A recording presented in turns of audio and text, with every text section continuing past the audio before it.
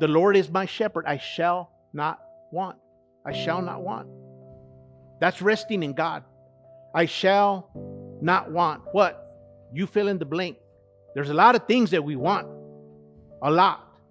Some people want to see children become extremely successful. So many things. We can fill in the blank, and we can fill out 5 sheets filling out that blank. Okay? But we shall not want. Christ is enough. I don't need anything else. Christ is enough. Like literally, that's it. Like really, you're good with just Christ? Christ is enough. That's what our hearts should be panting after. And that's not something that we have to answer one another, but answer your own conscience in the nighttime when you lay your head to sleep. Is Christ enough for me? Is He really enough for me? Or do I also need this? Or do I also need that person? Or do I also need this thing to make me feel better? No. If everything else be stripped away, Christ is sufficient for my soul. This is what the psalmist said in Psalm 23. He makes me to lie down in green pastures, beside still waters. He makes me as a tree planted by rivers of living water. Those are the trees that have life in them. That's the life that we have within ourselves. When Jesus came, they followed Him after He fed many hundreds of people. And when He crossed the sea, they said, well, where were you? When did you come over here? He said, you're following me because you ate your fill the other day. You got all that food. You saw the miracles.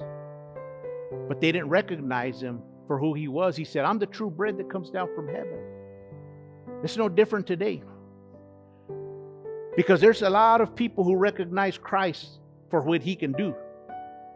Jesus Christ is recognized today for signs that He does, for miracles that He does, because He still does miracles today.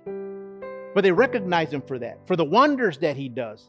They recognize Him as a prophet. They recognize Jesus as a good person. They recognize Jesus as a way maker.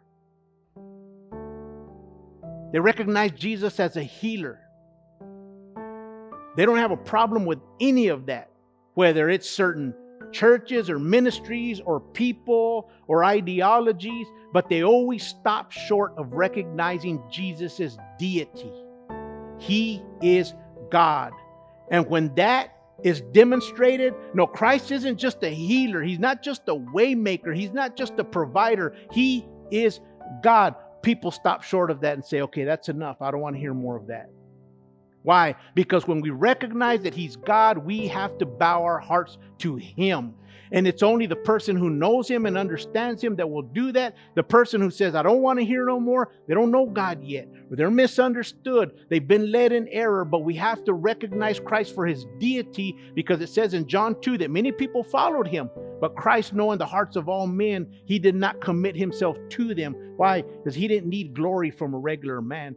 He wanted to be recognized for who He was. He is God. He is God. And when we understand that, we enter into His rest. And now He's leading us through our conquest of this promised land that's coming, this rest. Yeah, bad things happen, and they happen today. Death is going to happen.